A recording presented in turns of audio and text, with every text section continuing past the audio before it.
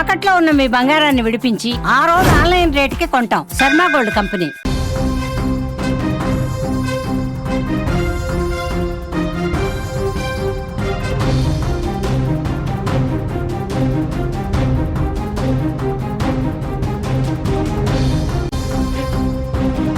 వైష్ణవి అంత్యక్రియలు ముగిశాయి. ఈ నెల 14న గండికోటలో దారుణంగా హత్యకు గురైన వైష్ణవి మృతదేహం పోస్టు మార్టం అనంతరం స్వగ్రామానికి చేరుకుంది. వైష్ణవి స్వగ్రామం కడప జిల్లా ఎర్రగుంట్ల మండలం హనుమాన్ గుత్తి గ్రామం. అక్కడే ఆమెకు అంత్యక్రియలు నిర్వహించారు. వైష్ణవిని కడసారి చూసేందుకు కుటుంబ సభ్యులతో పాటు గ్రామస్తులు పెద్ద ఎత్తున చేరుకొని కన్నీటి భావోద్వేగాల మధ్య వైష్ణవిని కడసారి కార్యక్రమం నిర్వహించారు.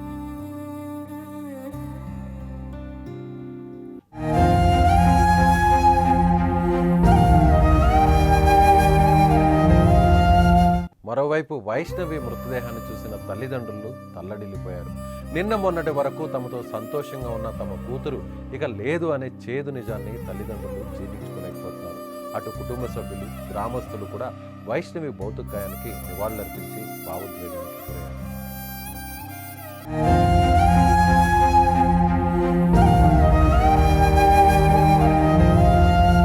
కడప జిల్లా ఎర్రగుంట్ల మండలం హనుమాన్ గుత్తికి చెందిన పసుపులేటి కొండయ్య, దస్తగిరమ్మ దంపతుల కూతురు వైష్ణవి.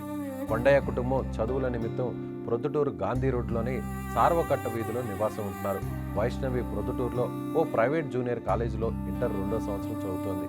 సోమవారం ఉదయం కాలేజీకి వెళ్తున్నా అంటూ ఇంటి నుంచి బయలుదేరింది వైష్ణవి. కాలేజీకి రాలేదని తెలుసుకున్న వైష్ణవి ఫ్రెండ్స్ వెంటనే లెక్చరర్కు విషయాన్ని తెలిపారు. అయితే లెక్చరర్లు వెంటనే వైష్ణవి సోదరుడు కొండయ్యకు ఫోన్ చేశారు. కాలేజీకి వెళ్లి వైష్ణవి స్నేహితులను ఆరాధ్యగా గండికోటకు వెళ్ళిందని చెప్పుకొచ్చారు. కుటుంబ సభ్యులందరూ ప్రొద్దుటూరులో సాయంత్రం వరకు వెతికినా ఆచూకీ లభించలేదు. దాంతో ప్రొద్దుటూరు 1 టౌన్ పోలీస్ స్టేషన్లో ఫిర్యాదు చేశారు కుటుంబ సభ్యులు. మంగళవారం ఉదయం గండికోటలోని రంగనాథ స్వామి ఆలయం వెనుక భాగంలోని ముళ్ల పొదల్లో వైష్ణవి మృతదేహం లభించింది. ఇక ప్రస్తుతం గండికోట మర్డర్ మిస్టరీ కేసును ఛేదించేందుకు పోలీసులు అన్ని కోణాల్లో దర్యాప్తు చేస్తున్నారు. జూలై 14 ఉదయం 8:30 గండికోటకు చేరుకున్న వైష్ణవి లోకేష్ 10:40 లోకేష్ ఒక్కడే తిరిగి వెళ్ళినట్లు సీసీ కెమెరాలు చూపిస్తున్నాయి. మధ్యాహ్నం 12 గంటల ప్రాంతంలో వైష్ణవి హత్య జరిగినట్లు వైద్యులు ప్రాథమిక నివేదిక ఇచ్చారు. హత్య ఎవరు చేశారనే కోణంలో పోలీసు విచారణ ప్రస్తుతం కొనసాగుతోంది. ఇప్పటికే లోకేష్ను పోలీసులు అదుపులోకి తీసుకొని విచారిస్తున్నారు. వైష్ణవి హత్య కేసును ప్రభుత్వం సీరియస్గా తీసుకుంది. విద్యార్థిని కుటుంబానికి న్యాయం చేయాలని ముఖ్యమంత్రి చంద్రబాబు, ఉప ముఖ్యమంత్రి పవన్ కళ్యాణ్ అధికారులను ఆదేశించినట్టు తెలుస్తోంది.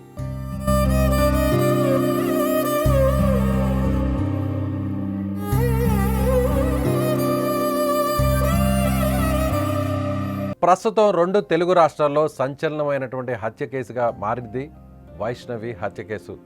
చదువుకుంటున్నటువంటి ఇంటర్ 2nd ఇయర్ చదువుతున్నటువంటి వైష్ణవి లోకేష్ అనేటువంటి వ్యక్తితో ప్రేమలో పడి అతని ద్వారా అంటే లోకేష్ సక్రమంగా చదువుకోకుండా జులాయిగా తిరుగుతూ తమ కూతురును వలలో వేసుకొని ఇబ్బంది పెడుతున్నారనేటువంటి ఉద్దేశంతోనే అక్కడ సొంత గ్రామం వదిలి ప్రొద్దుటూరుకి చేరుకుంది ఆ కుటుంబం.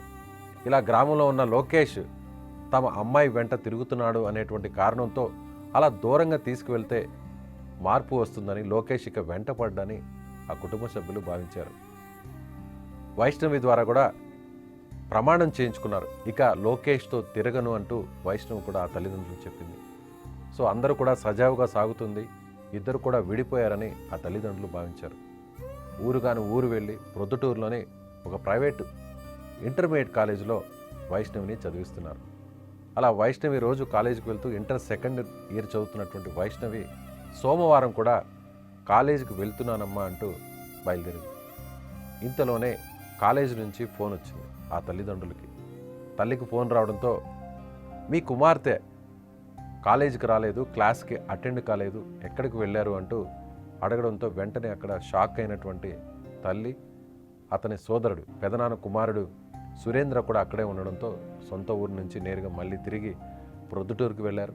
ఆ తర్వాత వైష్ణవి స్నేహితులు ఇచ్చినటువంటి సమాచారంతో గండికోటకు వెళ్తున్నానని చెప్పింది వైష్ణవి అంటూ వాళ్ళ ఫ్రెండ్స్ చెప్పడంతో అనుమానం వచ్చినటువంటి ఆ కుటుంబ సభ్యులు మళ్ళీ లోకేష్తో చెప్పా పెట్టకుండా బయటకు వెళ్ళిందంటే లోకేష్తోనే ఇంకా తిరుగుతుంది, లోకేష్ ప్రేమ మాయలోనే ఇంకా ఉంది అనేటువంటి అనుమానంతో లోకేష్ కుటుంబ సభ్యులు లోకేష్ స్నేహితులకు ఫోన్ చేయడంతో లోకేష్కు ఈ విషయం తెలిసింది. అయితే లోకేష్ అక్కడి నుంచి నేరుగా వెనక్కి వచ్చేసాడు. వెనక్కి వచ్చేస్తున్నటువంటి దృశ్యాలు కూడా ఆ సీసీటీవీ ఫుటేజ్ కూడా బయటకు వచ్చింది. లోకేష్ వైష్ణవిని గండికోటకు తీసుకువెళ్తున్నటువంటి దృశ్యాలు, ఆ తర్వాత అక్కడ వదిలిపెట్టి మళ్ళీ బయటకు వచ్చినటువంటి దృశ్యాలు కూడా బయటకు వచ్చాయి. అందరూ కూడా లోకేషే పొట్టన పెట్టుకున్నాడు, లోకేషే దారుణంగా హత్య చేశాడు, లోకేషే దారుణంగా అఘాయిత్యం చేసి మానభంగం చేసి చంపేసి ఈ విధంగా వైష్ణవి ఒంటి మీద బట్టలు లేకుండా దారుణంగా చంపేశాడని భావించారు. కానీ పోలీసులు మాత్రం తమ వద్ద దొరికినటువంటి ఆధారాలు ఫుటేజ్ ద్వారా ఒక స్పష్టమైన నిర్ణయానికి వచ్చి లోకేష్ ఈ హత్యలో పాల్గొనలేదు, లోకేష్ ఈ హత్య చేయలేదని చెప్పారు. దాదాపు 4 రోజులు గడుస్తుంది. పోలీసులు దీని వెనుకున్నటువంటి హత్య చేసినటువంటి ఆ క్రూరుణ్ణి వెతికేటువంటి పరిస్థితుల్లో ఉన్నారు. వెతికేటువంటి క్రమంలో భాగంగానే ప్రతి ఆధారాన్ని కూడా క్షుణ్ణంగా పరిశీలిస్తున్నారు. అయితే సరిగ్గా 4 రోజుల తర్వాత 4వ రోజు చనిపోయినటువంటి 4వ రోజు తర్వాత ఇవాళ వైష్ణవికి అంత్యక్రియలు జరిగాయి. 2 రాష్ట్రాల్లోనే సంచలనంగా మారినటువంటి ఈ కేసు, వైష్ణవిని అంత దారుణంగా చంపింది ఎవరు? వైష్ణవిని చంపడమే కాకుండా వైష్ణవి ఒంటి మీద కూడా బట్టలు లేకుండా చేసినటువంటి ఆ దుర్మార్గుడు ఎవరు? మొదట ప్రియుడు అనుకున్నారు, ఆ తర్వాత పరువు హత్య అని భావించారు. ఆ తర్వాత పరువు హత్యకు కూడా గల కారణాలని ఆధారాలను కూడా లేకపోవడంతో 3వ వ్యక్తి ఎవరో ఉన్నారు, ఎవరో ఈ హత్యని చేశారు అని పోలీసులు ఇప్పుడు చాలా సీరియస్గా ప్రిస్టేజ్గా తీసుకున్నారు. ఈ కేసుని సవాలుగా మారింది పోలీస్ డిపార్ట్మెంట్కి.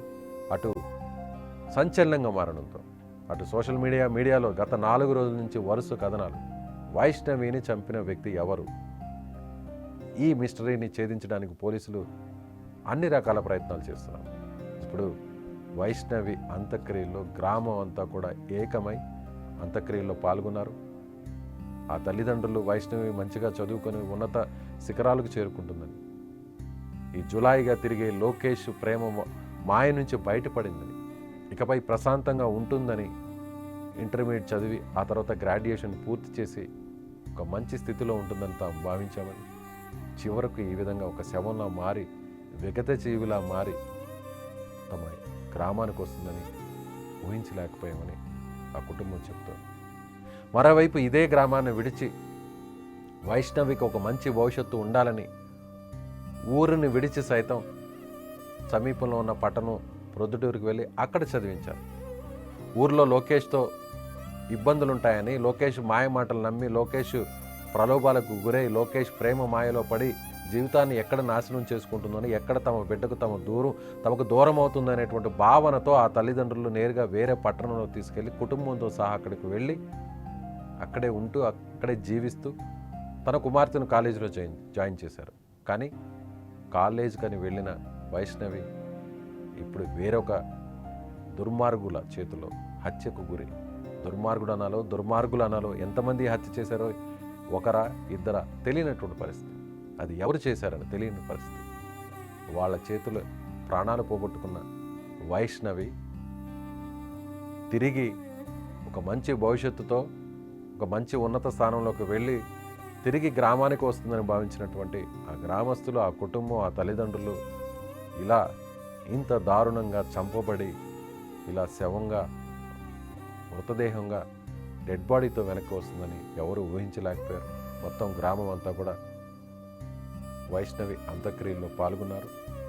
ఆ తండ్రి, ఆ తల్లి వైష్ణవి మృతదేహాన్ని చూడలేక బోరిన విలపిస్తున్నటువంటి పరిస్థితి. కుటుంబం అంతా కూడా, గ్రామం అంతా కూడా ఏకమై అంత్యక్రియలకు వచ్చినటువంటి దృశ్యాలు మనకు కనిపిస్తున్నాయి.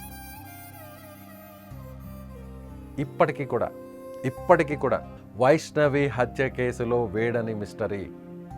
గండికోటలో వైష్ణవిని హత్య చేసింది ఎవరు? అంత దారుణంగా చంపింది ఎవరు? ఒంటి మీద బట్టలు లేకుండా చంపింది ఎవరు? పోలీసులకి చాలా సవాలుగా మారింది కేసు. మొత్తం యావత్తు తెలుగు రాష్ట్రాల్లోనే సంచలనంగా మారింది. చూద్దాం.